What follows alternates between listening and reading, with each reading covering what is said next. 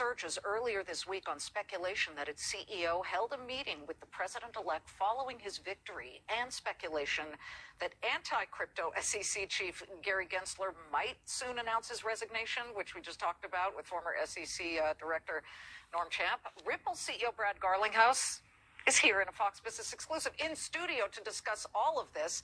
Okay, a 70% gain since Election Day. Let me guess, you are a Donald Trump fan, at least, of a presidency as he oversees a crypto world that he's very open-armed to. For sure. What a difference 10 days makes. We, for years in the United States, have had an attack on the crypto industry. It's been war.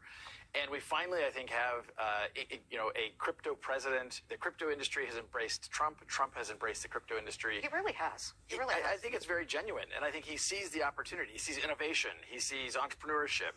And look, I'm very excited about what the future holds. I'll point out, if you were saying that XRP is up 70+%. Since Election Day, the best performing crypto assets are all U.S. companies or U.S. technologies. This shouldn't be a surprise. The United States SEC has been manipulating and putting pressure on these U.S. companies, U.S. technologies, and now that pressure comes off and they explode upwards. So we shouldn't be surprised by that. So that is since when that it's all U.S.? That it really since Election Day. Okay, since Election Day, then that really makes sense. It does, and if you can even put a number on this, like what has Gary Gensler's war on crypto? You can put an amount on it. We went from 2.2 trillion to basically 3 trillion. So this was an $800 billion unlock, just because we now are going to have rational actors who act lawfully. You know, as you know well, the states have now even participated in suing the SEC and saying you are not acting lawfully and enforcing the laws. I got to ask you, the price of XRP earlier this week spasmed. It jumped about 10% after you liked a tweet earlier that suggested you may have met with President-elect Donald Trump. Any truth to those rumors?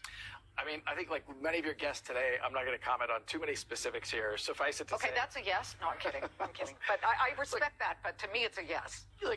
We have been active throughout this election cycle in being very pro-crypto, pro-innovation. And how do we make sure that this Congress and, the president, obviously, it's a totally new day. And I could not be happier about, a Congress that I think is, as Norm said earlier, your guest, we got to get away from regulation through enforcement. That makes no sense. What about this yesterday, this lawsuit filed by 18 attorneys generals, I believe all from Republican states, suing the SEC, saying that they are allegedly overreaching when it comes to crypto regulation? Did you know that was coming at all? We did not, and I say to all 18 of those attorney generals, welcome to the party. Look, we have been fighting, Ripple's been fighting this fight since the very beginning. We've spent literally over $150 million fighting the SEC, an unlawful war. And so I'm thrilled they're joined. I wish they would have joined earlier. But even in their case, what they filed cites the Ripple case over and over. And so they see what has happened. They see how Gensler has overreached.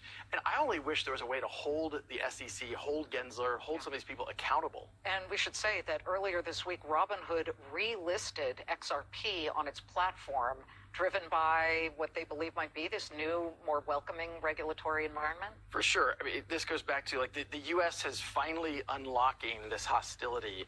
And I do think things like Robinhood is saying, I'm surprised they didn't do it sooner, but I'm glad they did it now.